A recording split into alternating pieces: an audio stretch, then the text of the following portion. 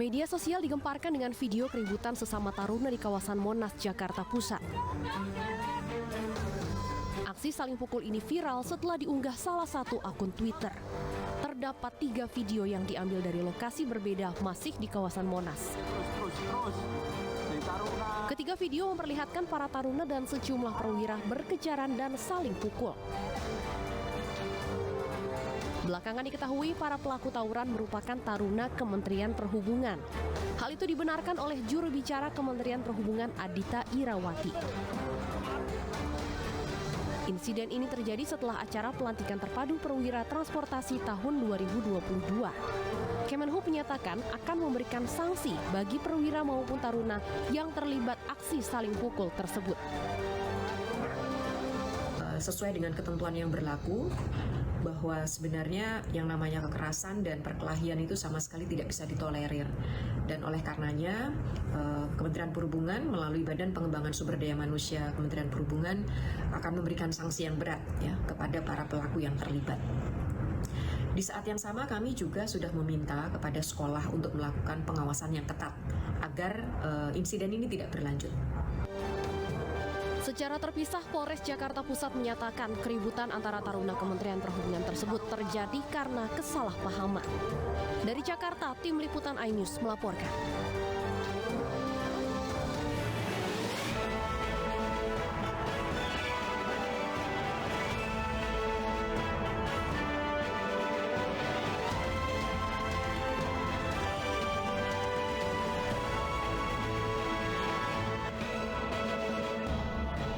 Hakim tolak eksepsi 4 terdakwa pembunuhan Brigadir Joshua. Sidang dilanjutkan ke tahap pembuktian.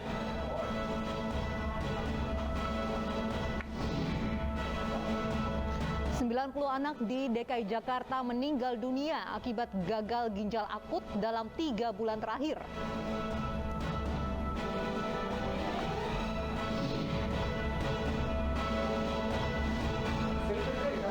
Setelah ditegur soal dukungan pencapresan Ganjar Pranowo, PDI Perjuangan memanggil FX Hadi Rudiatmo.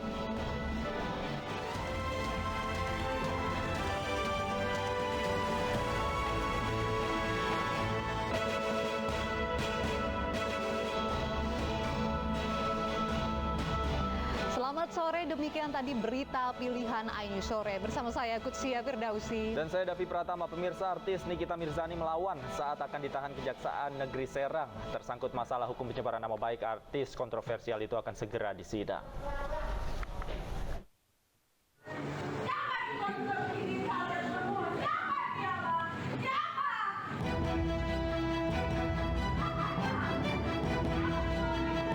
Selebritas Nikita Mirzani berteriak dan menolak ditahan pihak Kejaksaan Negeri Serang, Banten. Penolakan Nikita Mirzani terdengar dari luar ruangan gedung Kejaksaan Negeri Serang saat dirinya hendak ditahan. Setelah diberikan penjelasan, Nikita akhirnya pasrah untuk dibawa ke rutan Serang. Penahanan Nikita dilakukan menyusul perkara kasus pencemaran nama baik yang dilakukannya, yang kini berkasnya telah P21. Pihak kejaksaan menilai penahanan terhadap Nikita Mirzani berdasarkan pada alasan objektif dan subjektif dengan ancaman pidana di atas 5 tahun penjara. Tadi sempat menolak untuk dibawa ya Pak? Ya, tadi sempat menolak, cuman kita kan persuasif aja ya, kita kan juga manusiawi juga, bagaimanapun juga rasa untuk ditahan kan selama ini kan yang bersangkutan tidak ditahan karena penahanan sudah beralih ke kejaksaan, jadi kita lakukan penahanan. Sampai saat ini kami belum menerima penahanan. Penahanan terhadap Nikita Mirzani akan dilakukan selama 20 hari ke depan terhitung sejak 25 Oktober hingga 13 November 2022 di rutan Serang. Dari Serang, Banten, Mahesa Apriandi, iNews melaporkan. Pemirsa, Majelis Hakim Pengadilan Negeri Jakarta Selatan menolak nota keberatan atau eksepsi Ferdi Sambo dan istrinya Putri Chandrawati. Dengan demikian, sidang kasus pembunuhan berencana Brigadir Joshua dilanjutkan ke tahap pembuktian. Uraian pertimbangan di atas, maka keberatan penasihat hukum terdakwa pada bagian 4 ini tidak beralasan dan menurut hukum dan haruslah dikesampingkan. Menimbang bahwa dengan dikesampingkannya seluruh keberatan yang dikemukakan oleh penasihat hukum terdakwa Ferdi Sambo SH SIK MH, maka terhadap keberatan yang demikian haruslah dinyatakan ditolak. Ketua Majelis Hakim Wahyu Iman Santosa membacakan putusan salah terdakwa Ferdi Sambo dalam sidang lanjutan kasus pembunuhan berencana Brigadir Yosua Rabu pagi. Majelis Hakim Pengadilan Negeri Jakarta Selatan menolak nota keberatan yang diajukan Ferdi Sambo. Menurut Hakim, surat dakwaan jaksa penuntut umum telah memenuhi syarat formil dan material. Hakim pun memerintahkan jaksa melanjutkan kasus ini ke tahap pembuktian dan menghadirkan saksi-saksi di persidangan. Sidang dilanjutkan dengan pembacaan putusan salah terdakwa Putri Chandrawati. Sama seperti putusan kepada suaminya, Hakim juga menolak eksepsi istri Ferdi Sambo itu. Kuasa hukum kedua terdakwa menyatakan menerima putusan hakim dan akan fokus menghadapi pembuktian atau tahap pemeriksaan saksi dari JPU. Jadi apa pertimbangan-pertimbangan majelis hakim itu memang menurut majelis hakim sudah sesuai dengan KUHAP yang diatur oleh KUHAP. Jadi kami tim penasihat hukum saat ini untuk persidangan selanjutnya fokus terkait fakta-fakta yang akan diungkap dalam persidangan. Selanjutnya, sidang dengan agenda pemeriksaan saksi dari JPU akan digelar pada Selasa 1 November 2022. Dalam sidang tersebut, Majelis Hakim meminta JPU untuk menghadirkan keluarga Brigadir Yosua sebagai saksi. Tim Liputan iNews melaporkan. Selain menolak eksepsi Ferdi Sambo dan istrinya, Majelis Hakim juga menolak nota keberatan Kuat Ma'ruf dan Ricky Rizal. Sidang lanjutan keduanya akan digelar pada Rabu 2 November mendatang.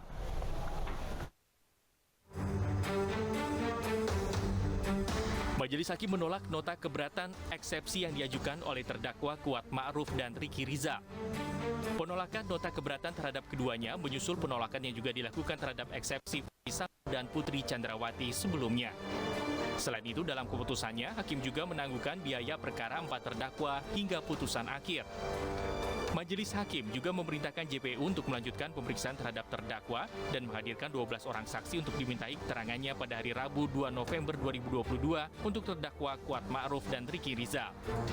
Dia ditolak semua dan dilanjutkan hari Rabu untuk sidang pembuktian ya saksi. Makanya kami sebagai kuasa hukum yang mempersiapkan aja apa dokumen persidangan yang akan kita tanyakan nanti pada saksi-saksi yang dihadirkan. Jadi saksi ini akan ada 12 orang ya dari keluarga korban akan dihadirkan seperti saksi yang kemarin. Seperti itu. Tapi Pak Sambo gimana tuh? Ya itu kan kewenangan hakim yang harus kita hormati lah. Karena ini proses memang hukum acaranya seperti itu. Pak Sambo kan sama Bu Pece nanti akan digabung untuk Pak. Iya. Pak KM? KM akan digabung sama Ricky. Ketua Majelis Hakim mengatakan saksi yang nanti akan dihadirkan adalah saksi yang sama dengan sidang terdakwa Richard Eliezer. Ke-12 orang saksi yang akan dihadirkan nanti berasal dari pihak Brigadir Yosua Huta Barat. Tim Liputan iNews melaporkan.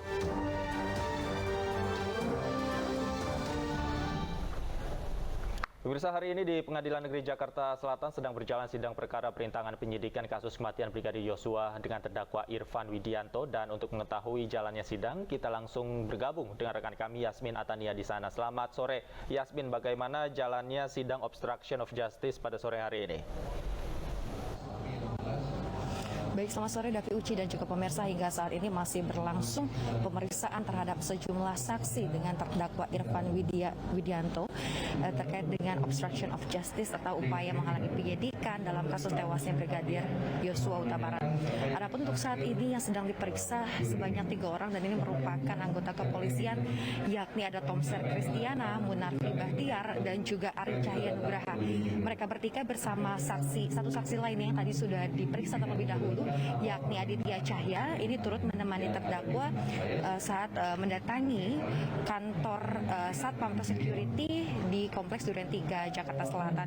Adapun total saksi yang dihadirkan dengan terdakwa Irfan Widianto ini adalah kami berjumlah 8 orang. 4 orang diantaranya tadi ini merupakan anggota kepolisian, kemudian 2 diantaranya merupakan pihak pengamanan dari Kompleks Duren 3, kemudian 1 lainnya ini merupakan pemilik usaha CCTV dan dan satu lainnya ini merupakan teknisi CCTV. Kemudian ada hal menarik yang menjadi sorotan tadi saat sejumlah saksi menjabarkan atau mengungkapkan beberapa keterangan yang diminta oleh majelis hakim, khususnya dari saksi pihak keamanan bernama Abdul Zafar, yang mana Abdul Zafar ini menerangkan ada 9 unit CCTV yang berada di sekitaran kompleks Duren 3 dan juga menjelaskan pada tanggal 9 Juli atau satu hari pasca terjadinya atau pasca meninggalnya Brigadir Yosua Huta Barat ini, ada terdakwa Irfan bersama beberapa orang yang tidak dikenalnya datang, kemudian juga ini meminta untuk mengganti DVR CCTV yang berada di pos Satpam. Sebagai tambahan informasi, untuk DVR CCTV yang berada di pos Satpam Duren 3 ini berjumlah 2 unit. Mereka datang pada sore hari dan meminta untuk mengganti DVR tersebut dengan alasan untuk memperbagus atau mempertajam gambar CCTV. Namun dari pihak security sebenarnya tidak keberatan atau tidak masalah apabila diganti CCTV-nya, namun harus dengan izin atau lapor terlebih dahulu kepada ketua RT setempat. Dan Zafar pun mengaku dilarang untuk melapor atau menelepon ketua RT dan seakan-akan dihalang-halangi dengan cara diajak ngobrol terus sehingga ia tidak sempat melapor ke ketua RT. Dan juga kedua Zafar menginformasikan bahwa ia tidak diperkenankan untuk masuk ke pos security. Namun hal tersebut tadi dibantah langsung oleh Irfan Widianto. Ia pun tadi mempunyai peran penting dalam kasus ini, tewasnya Brigadir Yosua Huta Barat. Tadi pun dibantah bahwasanya ia tidak menyuruh atau menghalang-halangi upaya pelaporan izin terhadap ketua RT dan juga tidak menghalangi agar Zafar ini tidak diperbolehkan untuk masuk ke pos Satpam Duren 3 tersebut. Davi. Baik, terima kasih Yasmin Atania langsung dari Pengadilan Negeri Jakarta Selatan. Sejumlah informasi menarik terungkap dalam sidang pemeriksaan saksi kasus pembunuhan Brigadir Joshua dengan terdakwa Richard Eliezer Selasa kemarin. Mulai dari dugaan Putri Chandrawati ikut menembak Joshua, ancaman yang diterima Joshua sebelum meninggal dunia, hingga pengawalan ketat polisi saat mengurus jenazah Joshua.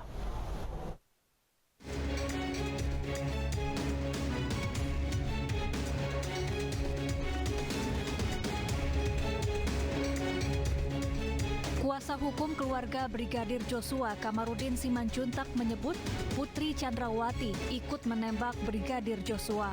Informasi ini ia dapatkan dari hasil investigasi pribadi.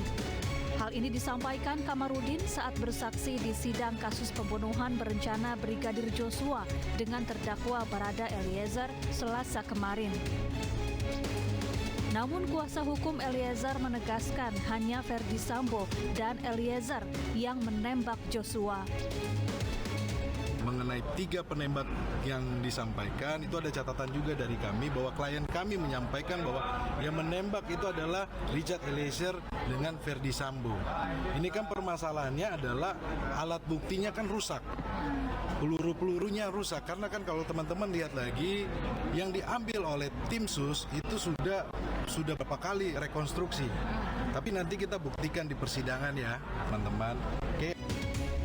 Sementara itu, kekasih Joshua, Vera Simanjuntak, yang ikut bersaksi di Pengadilan Negeri Jakarta Selatan mengungkap masalah yang sempat menimpa Joshua. Kepada Vera, Joshua pernah bercerita kerap menerima ancaman dari sejumlah pihak.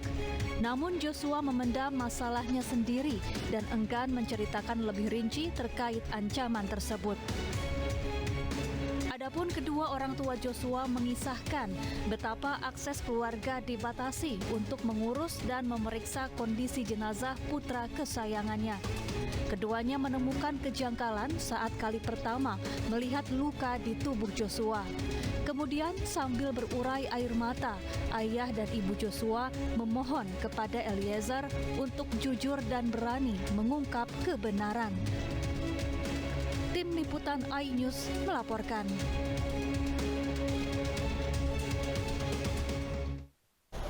Sebelum menjalani sidang, Barada Richard Eliezer sempat memberikan salam pada orang tua Joshua sambil bersimpuh. Dalam kesempatan itu, Barada E juga mengatakan Joshua tidak melakukan pelecehan terhadap Putri Chandrawati. Sidang pembunuhan Brigadir Yosua dengan terdakwa Barada Eliezer digelar di Pengadilan Negeri Jakarta Selatan mulai Selasa pagi. Agenda sidang adalah pemeriksaan 12 saksi dari jaksa penuntut umum. Sebagian besar saksi adalah keluarga Brigadir Yosua, tak terkecuali kekasih Yosua, Vera Simanjuntak, dan pengacara keluarga Yosua, Kamarudin Simanjuntak. Sesaat sebelum sidang dimulai, terdakwa Barada Richard Eliezer Pudihang Lumiu alias Baradae memberikan salam sambil bersimpuh di hadapan orang tua Brigadir Yosua alias Brigadir J saat bertemu di Pengadilan Negeri Jakarta Selatan. Kuasa hukum Baradae Roni Talapesi mengatakan, permintaan maaf yang dilakukan dengan cara bersimpuh merupakan keinginan kliennya sendiri untuk meminta maaf secara langsung kepada keluarga Yosua. Keinginan sendiri. Kan tadi saya sampaikan bahwa kan dia dulu pasca dia mengaku apa yang terjadi, kemudian yang bukan tembak-menembak tetapi penembakan, kemudian dia tulis surat, kemudian hari ini kemarin dia bacakan permohonan maaf, dan hari ini secara spontanitas tadi teman-teman lihat bahwa sebelum sidang mulai dia sudah samperin tadi. Dia secara tulus dia menyampaikan permohonan maaf. Dalam sidang itu juga Baradae menegaskan tidak percaya dengan skenario yang dibangun Ferdi Sambo terkait pelecehan seksual yang dilakukan Brigadir Yosua ke Putri Chandrawati. Dia juga meyakini Yosua tidak melakukan pelecehan itu, bahkan siap membela almarhum Brigadir Yosua untuk terakhir kalinya. Ingin menyampaikan, saya akan berkata jujur, saya akan membela untuk terakhir kalinya, akan membela abang saya, Bang Yos, untuk terakhir kalinya.